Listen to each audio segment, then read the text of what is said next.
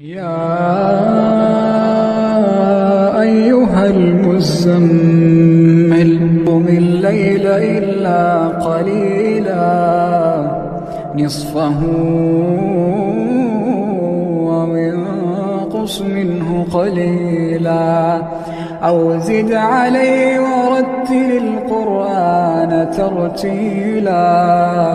إنا سنلقي عليك قولا